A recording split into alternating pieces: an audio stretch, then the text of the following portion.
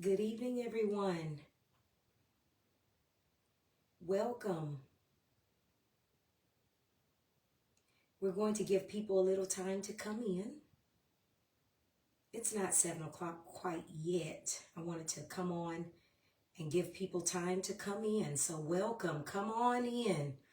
Welcome. We're just giving you time to come in on the conference call line and on social media. Good evening, Sister Perry. I see you saying good evening. Good evening, Sister Williams.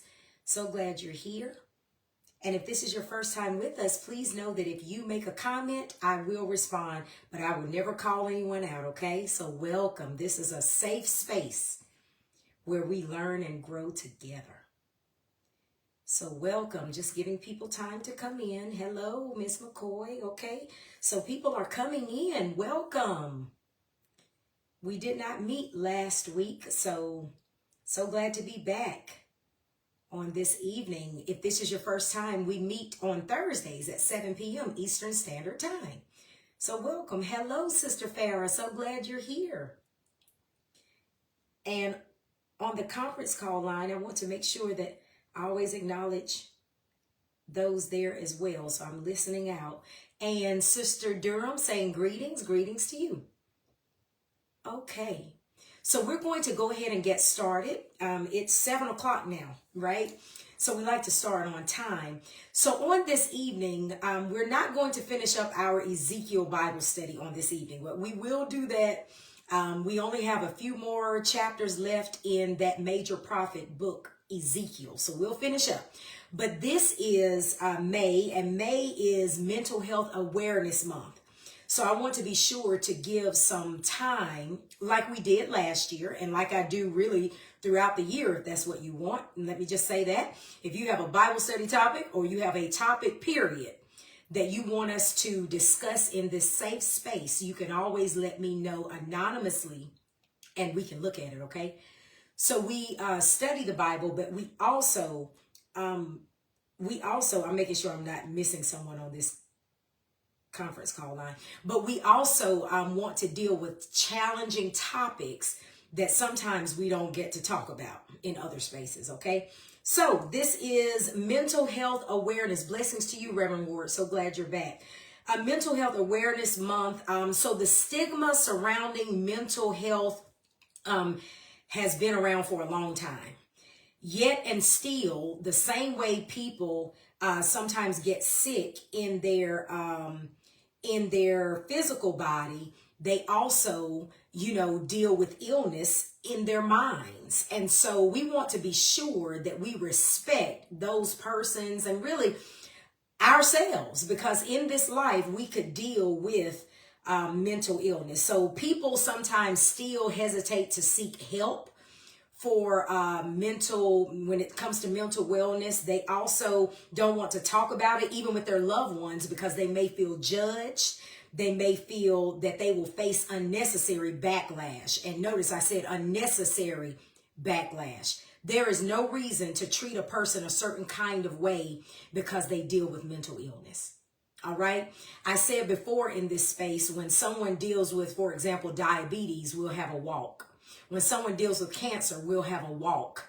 But when someone deals with mental illness, it's so sad. And I'll just say this because I've heard people say this. We'll say that a person is crazy. We need to watch that because when thinking about mental disorders, the word crazy is not the appropriate word. When we're talking about mental disorders, they have a name, okay? And they have a treatment.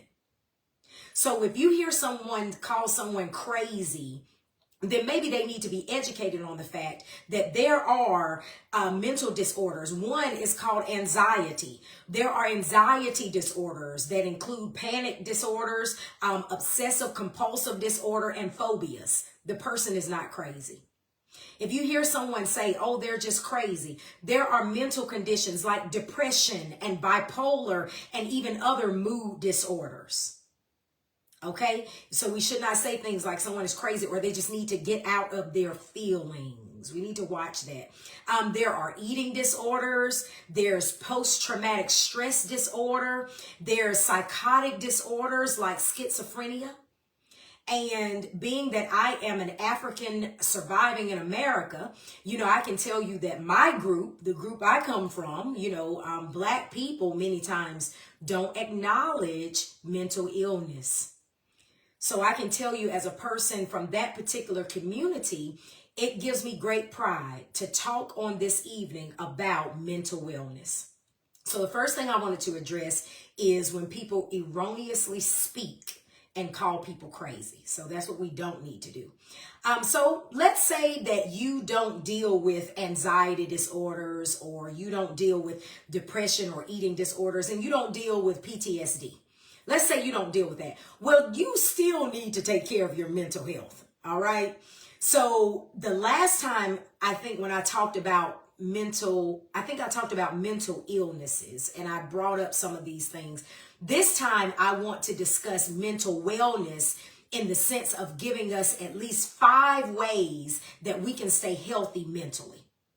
So if you're not dealing with those things that I just called out, you may be still dealing with some things mentally. And so I want to help us with how to really improve our mental wellness, okay? And I see you, Dr. Berry, saying words matter. Exactly.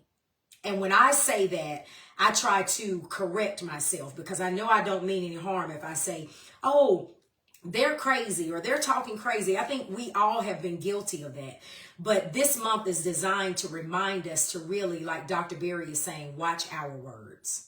Okay. And we may need to go back and apologize to some people because they may have been dealing with anxiety, or they may have bipolar or something like that. So we may need some people, we may owe some people some apologies. But anyway, hello there, Sister Samantha, saying good evening to me.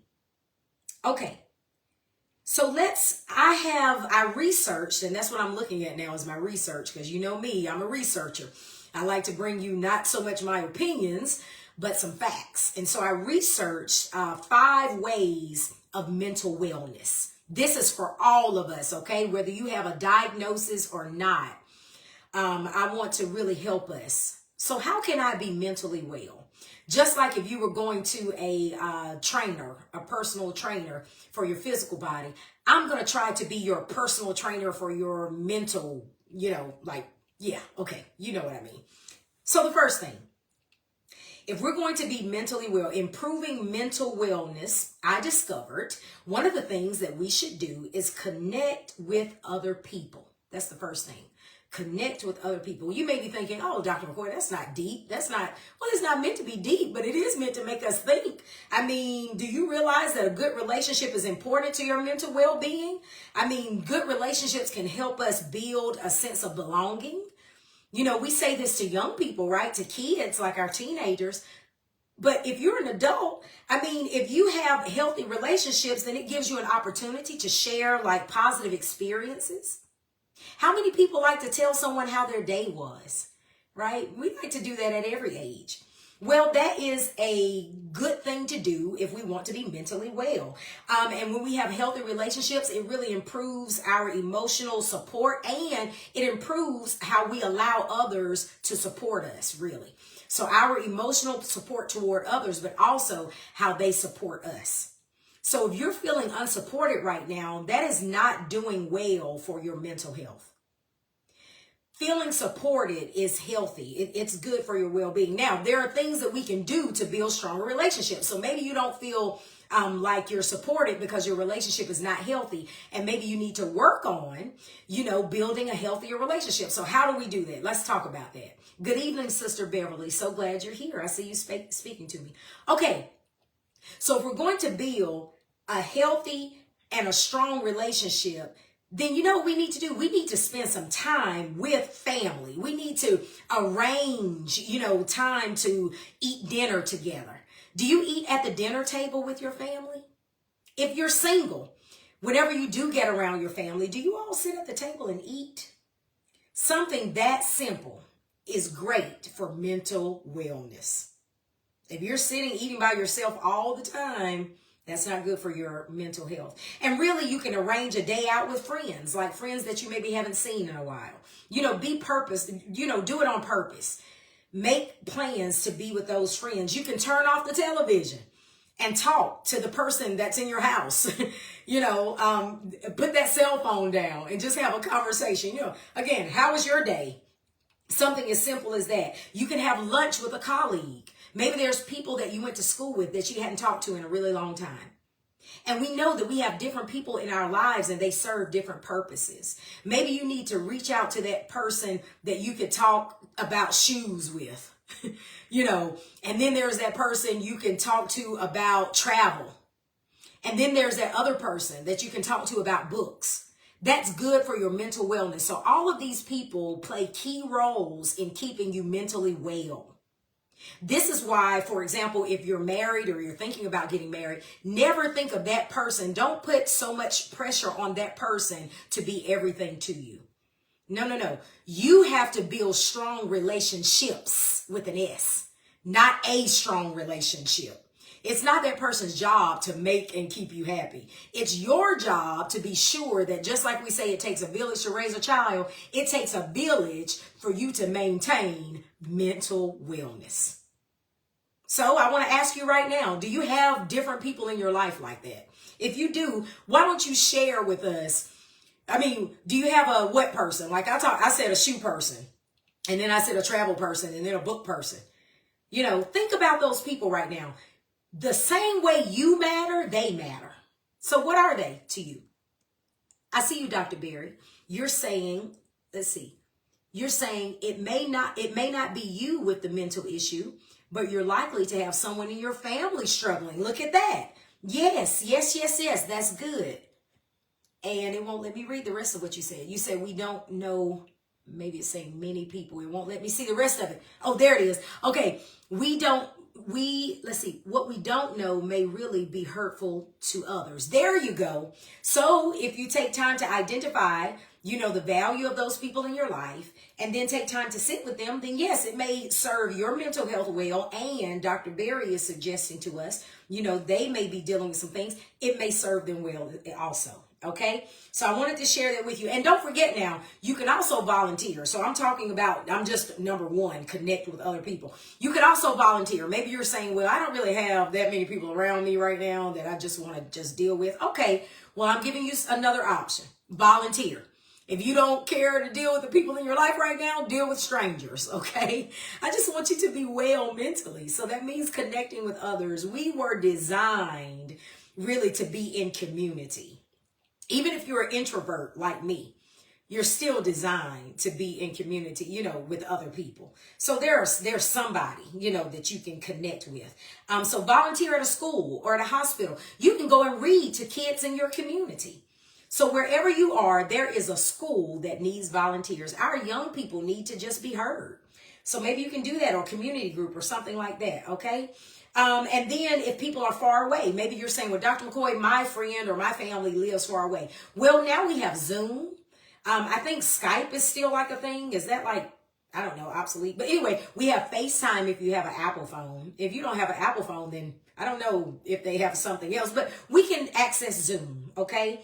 So just don't rely on technology and social media alone to build relationships. Do the work of building relationships. And I see you, Sister Barbara. Mail a card. Nice. And since we're still in COVID, Sister Barbara is giving us a great thing, a great example of what we can do. Just connect with other people. That's great for mental wellness. Thank you, Sister Barbara. And thank you, Dr. Berry. Okay, let's move on. So number 2.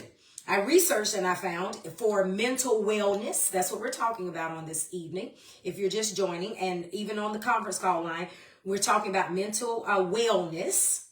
Okay, want you to be well. So the second thing is to be physically active. So you connect with other people, but then the next thing is to be physically active. Being active is not only great for your physical health and fitness, but evidence shows that it too can improve your mental well-being. Okay, and how can physical activity improve your mental well-being? Well, let's think about this. It can raise your self-esteem. And I'm not talking about because you lose weight. Now, losing weight may raise your self-esteem, but I don't want to focus on that part, okay?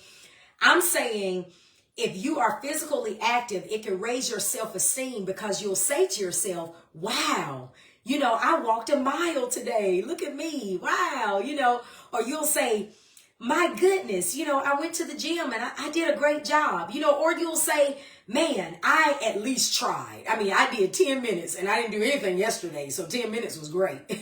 You see, it could build your confidence. Okay. And then also it could help you to set goals and to challenge yourself. Some people say, I don't have any purpose in life. That's not good for our minds, right? That's not good for mental health to say I have no purpose. So what I'm saying is, number two, if you include physical activity into your life, it can give you purpose because you can challenge yourself that tomorrow you'll do even better than you did today physically. That gives you purpose. See that? You have something to wake up and look forward to. And also, there can be chemical changes even in your mind, which can help you positively change your mood. So if you're in a bad mood, for example, go for a run. Just work off that energy. If someone angers you or you have to go to that job, in order for your mind to stay well, move your body. Okay. You can find free activities to keep you fit. Some people even maybe this is not so much physically, but there are even apps that you can download to your phone and they can help you, to keep your mind active, some of those little games and things like that. Just go search for things like that. And even if you are a person with a disability or a long-term health condition, you need to find out how you can get active even in the midst of that. Ask your doctor how you can be physically active in order to maintain wellness mentally, okay? You may like to swim. You may like to cycle. It's getting warm in some places. You can go outside now. But what you don't need to do when thinking about mental wellness in correspondence or relating to physical activity, you don't need to feel that you need to spend hours in the gym. Okay, so I'm not saying like tomorrow you say after this, well, Dr. McCoy said get physically fit. So I'm going to get up in the morning and I'm going to run 5 miles, or I'm going to go to the gym and I'm going to stay on the elliptical for 3 hours. No, don't pressure yourself. It's best to find activities that you enjoy and make them part of your life. You can even, when you go to Walmart, and I know you've heard this, Walmart, and I'm using it as an example. Not everyone goes to Walmart. I'm thinking of a large parking lot. So a place where there's a large parking lot, you can just park your car farther away, and walk to the store. Walk up there instead of like getting a closer parking space, just something like that. And do it for your mind. So I'm saying it's good to do these things for our physical body, but I'm telling you, it's also good to do it for our mind. So be physically active. The third thing is learn new skills. Learn new skills. We're talking about mental wellness. Research shows, this is what I found. Research shows that learning new skills can also improve your mental well-being by boosting your self-confidence and raising self-esteem. Okay, so that's pretty awesome. I mean, learn new skills. I mean, I would imagine that it could raise your confidence because you'll be able to say, wow, I learned how to post something, in a certain kind of way on Facebook. Or I learned how to access my bank account online. Just something like that. Just a new skill. You may go further than that. You may do something like sign up to learn how to do like a trade, like plumbing. You may go to the local community college, which is a wonderful place to be, by the way, to go learn a new skill. Maybe you sew or you used to sew. And you can get back to doing that, get that sewing machine out. Maybe that's not a new skill, but it's new for you in a way because it's been a long time. You may learn to cook something new, right? So give yourself the gift of learning a new skill, whatever that may look like. Has anybody learned anything new even during COVID? Maybe you'd like to share that because whatever you've learned, maybe it'll help us. Maybe we want to learn it. For mental wellness sake. What was the last new thing you learned? We don't have to be in school or whatever to learn something, right? Anybody? Maybe I'll let you think about that. You can help us. Or what's something you would like to learn? Let's think about that. Maybe we can come up with a list for number 3. Learning a new skill. Oh, I see you, Dr. Berry, saying increase blood flow, which is helpful to the brain. Sunlight is important. It can affect some people's mood. Very nice. Thank you, Dr. Berry. That is so awesome. And you know what, Dr. Berry? You made me think. Speaking of mood. Oh, go ahead, my sister. Go ahead. Oh, no. Finish your thought. I'll wait. Oh, no. I was just saying that her mentioning sunlight made me think of, the importance of vitamin D, and how our skin and everything, needs to absorb that sunlight. So that was great to suggest. But go ahead. Go ahead with what you were going to say. Please. So, for me, what I have learned about mental health and wellness, particularly self-care, is that humor, and this is according to research by Gross and Munoz, according to them, humor, besides increasing a positive mood, there is experimental evidence that it can reduce negative moods. So not just increase positive, but reduce negative. And in the short term, it says at least humor seems to boost positive moods and counteract negative emotions. Thus, one way a sense of humor may be beneficial to mental health is by contributing to one's ability to regulate or manage emotions, which is an essential aspect of mental health.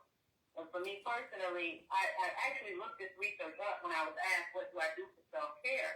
And I said, I like to laugh. I think laughter is indeed good medicine. So maybe we can add that.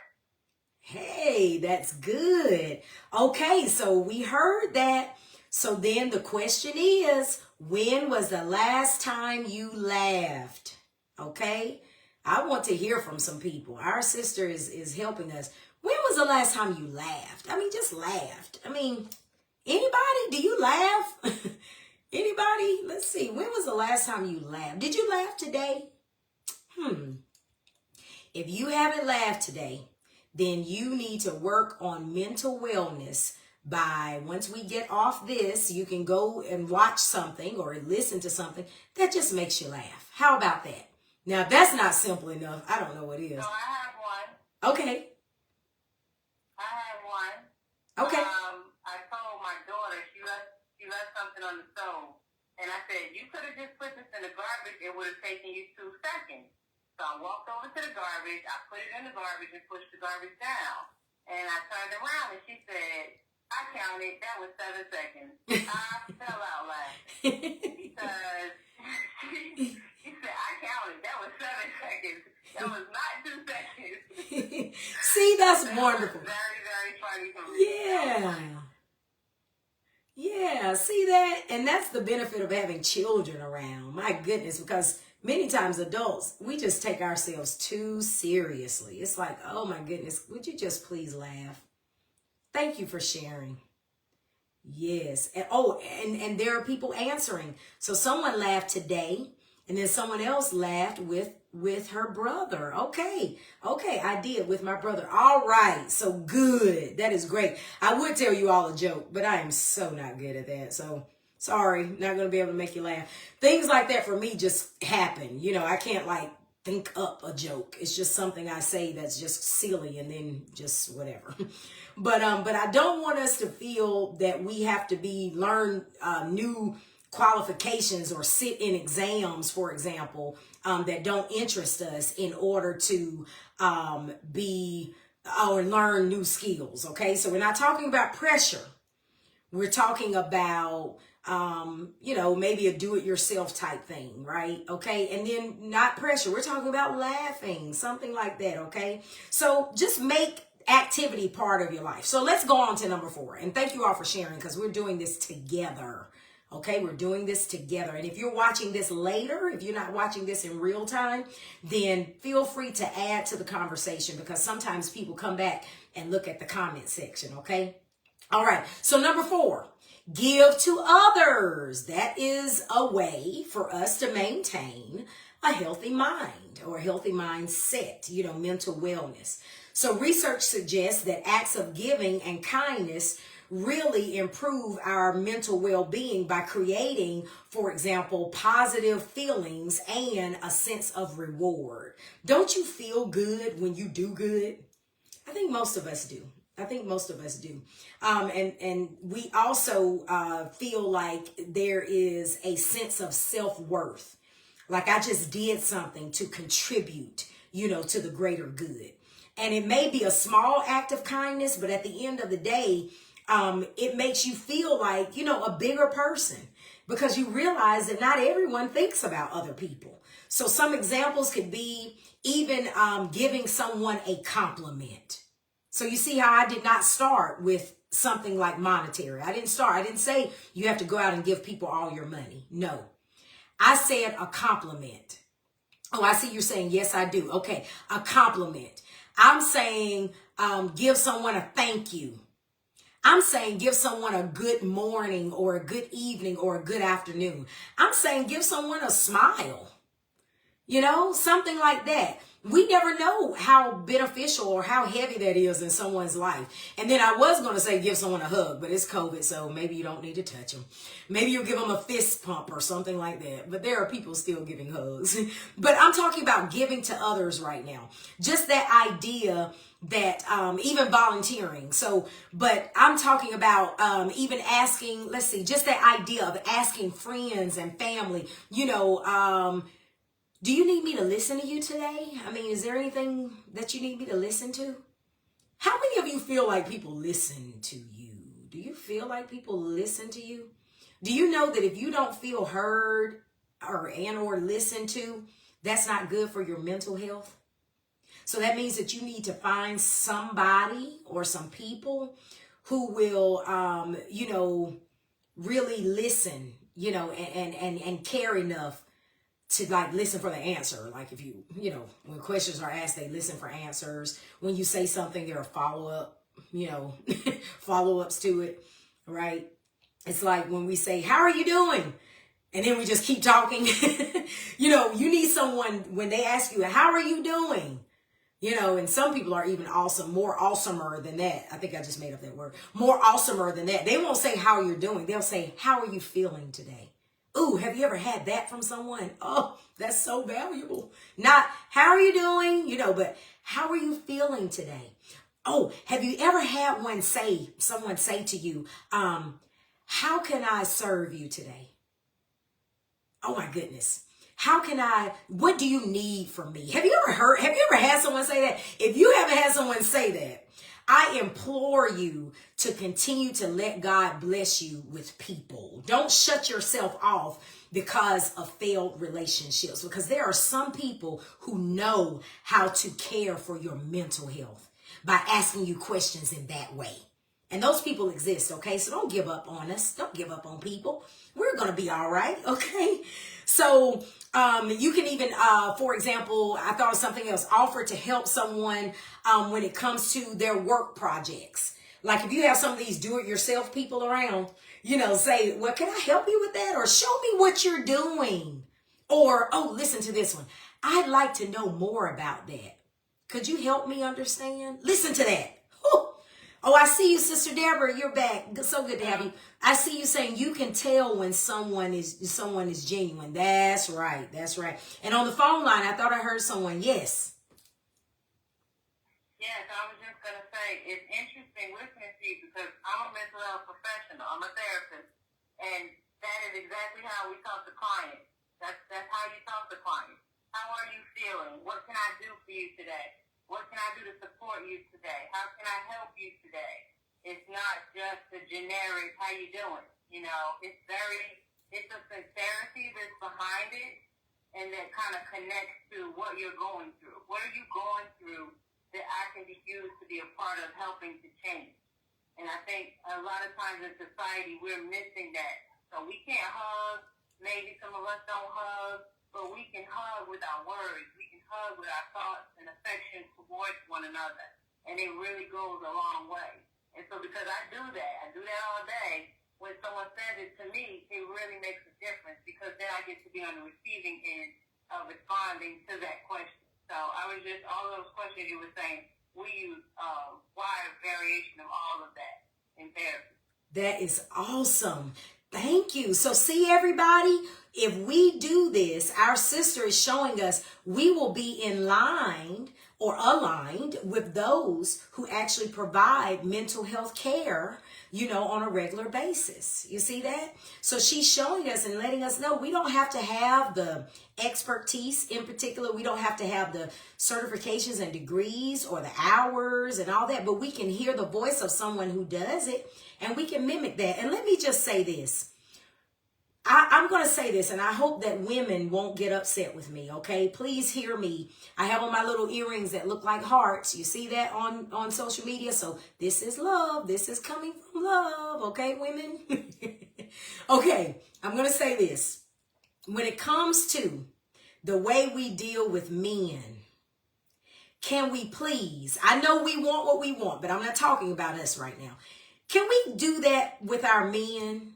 Please, if we're not already doing that, I wonder what it makes a man feel like when we, come from a place of humility and say something like that to a man. Okay, so if you're a married woman, try that on your husband if you haven't already, okay? If you're dating someone, try that on him, okay? So I'm just saying that because I wonder sometimes, and I know people are in different types of relationships and all that, but right now I'm talking about what I'm talking about. Okay. So I just wanted to throw that out there. Women, let's do it. So we just celebrated Mother's Day. Father's Day is coming up. Let's see what we do. Can I add to that? Yes. Okay, so I will tell you guys, in mental health, the black man is really struggling. And I think he's struggling because culturally we have been taught, give it to Jesus, just pray about it, which is not enough because it also says faith without works is dead. So I'm going to say that. But also, we are not supporting them. We are not checking in with them emotionally. We check in with each other all day. How you doing, sis? How you doing, girl? You all right? Ooh, let's talk about it. This is what's going on. But do we check in with our men? They are carrying the same weight we are carrying. And they need to know that it's okay. They need to be validated, and it needs to be normalized that his feelings matter. Because when they don't, they explode from the inside out.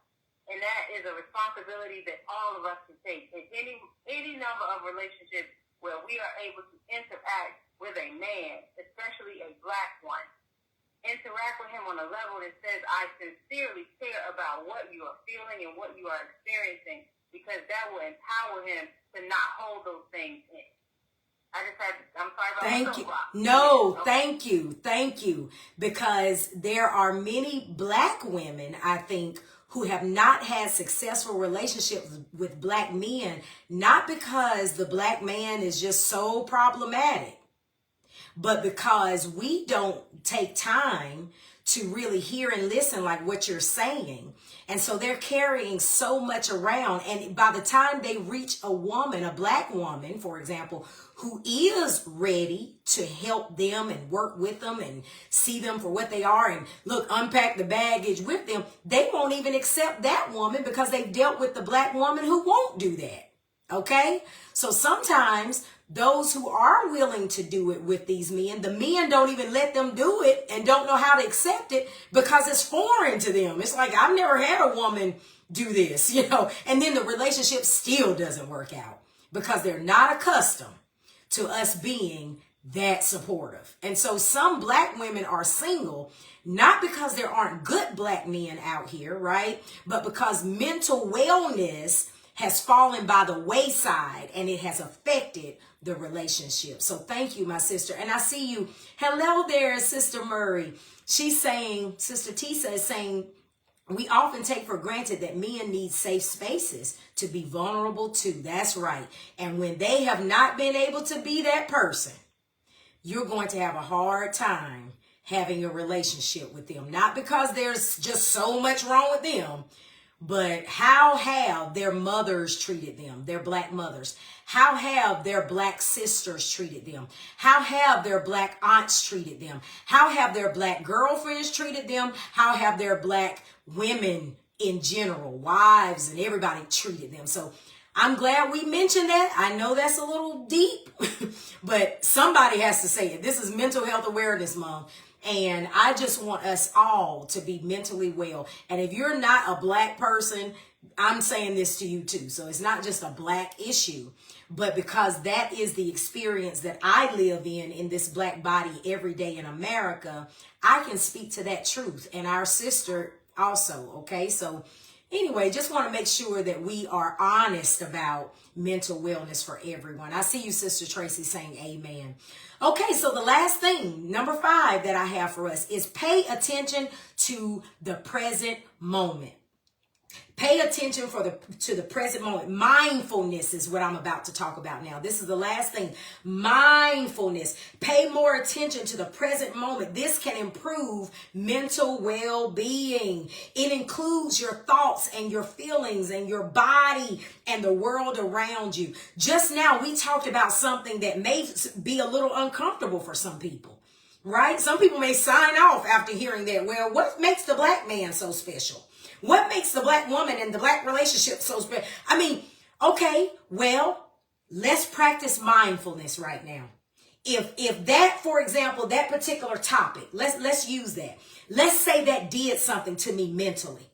And I'm in this space and now I feel a little damaged because of that conversation, because of what Dr. McCoy said, what our sister said on the phone, the comment that Sister Murray made. Let's just say that now I'm feeling some kind of way. Okay, let me help us. Okay, don't leave, because this is why we need to have gatherings like this. Okay, so I just felt something rise up in me, and my mind went somewhere and I don't feel comfortable. And you know what I'm used to doing? Just leaving.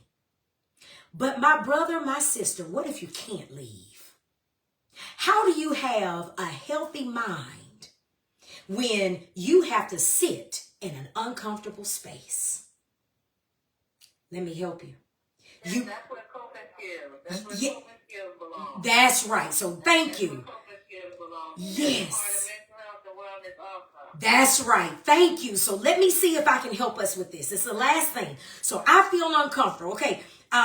My sister on the phone right now, and let's say I feel uncomfortable with her because of what she just said, but I can't leave.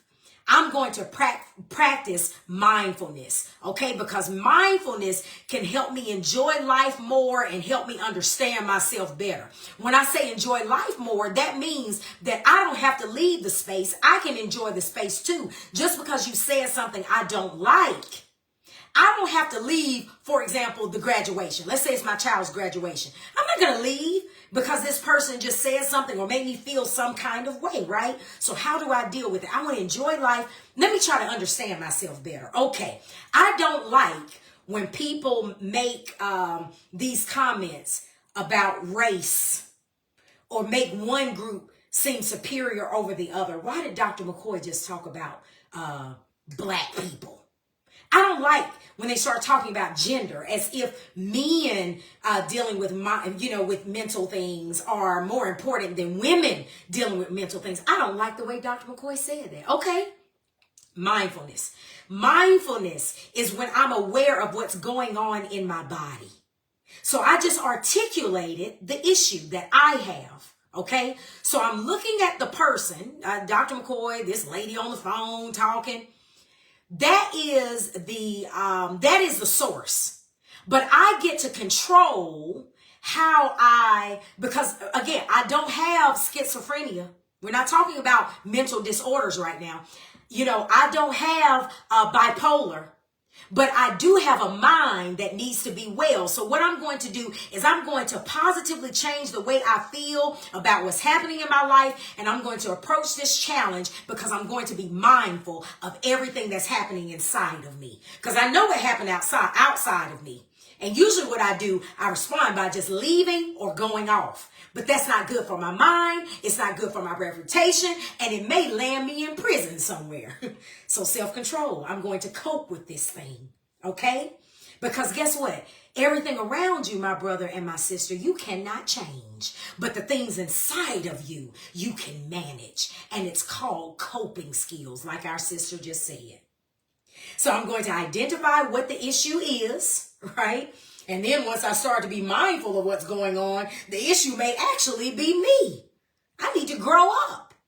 Okay, well, let's say it's not me this time, but it is an issue and I can't escape it. They're making me feel uncomfortable. I do not like it. Now, for your mental health sake, there may be times when you need to leave.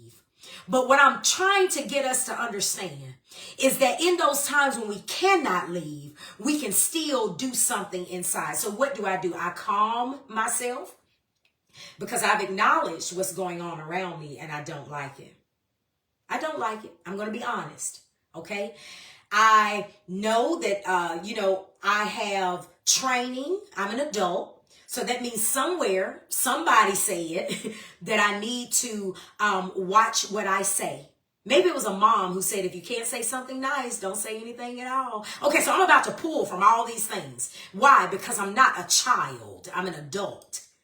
So adults maintain adult behavior. Okay, then the last thing I'm going to say is, this situation is not the sum of my life. This is something that's happening in my life. This is called a snapshot.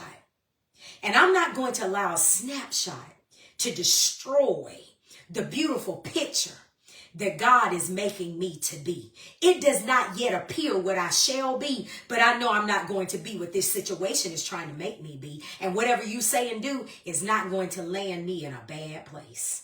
But again, I don't have bipolar. I don't have a schizophrenia.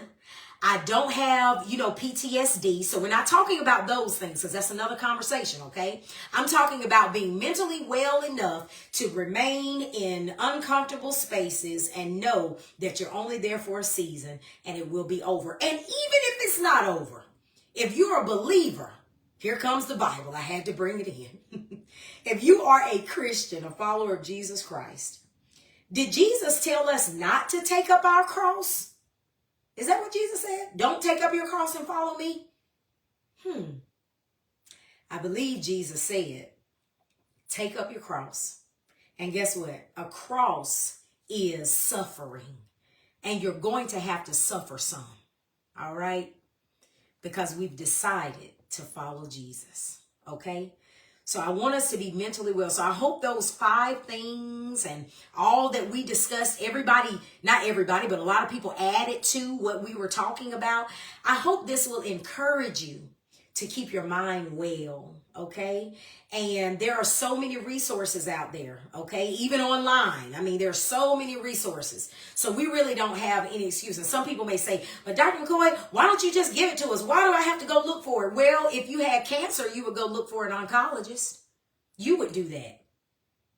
If you were dealing with something like alcoholism or something, you would go to AA. You would go find somebody, right? Please don't treat mental wellness as if it's like some weird thing, because it's not. If you had a cold, a common cold, yes, my sister, yeah, on the phone, yes, you hear me, don't you? Yes. So when it came to COVID, you went and got a vaccine, you found out where to go and you went. So you can take care of your mental health. And that's what you need to do. You deserve that, okay? So I hope that this has been helpful in some way, shape, or form. If you want to practice mindfulness, I talked about how I had an Apple phone and I talked about downloading apps. Well, I also have an Apple Watch. So I don't know, not everybody has that. But on this little watch, there is something called a mindfulness situation here. And so, sometimes in the morning, sometimes in the evenings, I will click on that and it'll give me a little prompt. And the last time it said, think about the things that you are grateful for or something like that. Like it gives you a little thing to think about for 1 full minute. And so I'll look at it and it'll show this nice little scene and then I'll be mindful. So what are you mindful of? Start practicing mindfulness. Think. You're a great thinker. God bless you, Sister Kay. So glad to have you. You're saying wisdom. God bless you. And Sister Deborah, a much needed discussion in the Christian community. Yes, amen. I could go on and on, my sister, but I'm going to stop right here, okay? But we can revisit mental health You all just let me know what you want to talk about, okay? So we're going to continue to have our Bible studies, and we're going to continue to have discussions, okay? So just let me know. But God bless you all. Let me say a prayer for us before we go. God, I pray that you continue to help us when it comes to our mental wellness. I pray, God, that whatever may be going on in our minds, we know you to be a mind regulator. Give us the courage to seek the regulation that we need. God, we know that we need spiritual. We know that we need physical. We know we need emotional. But help us to remember that we need mental acknowledgement. Because, God, you care about our total being.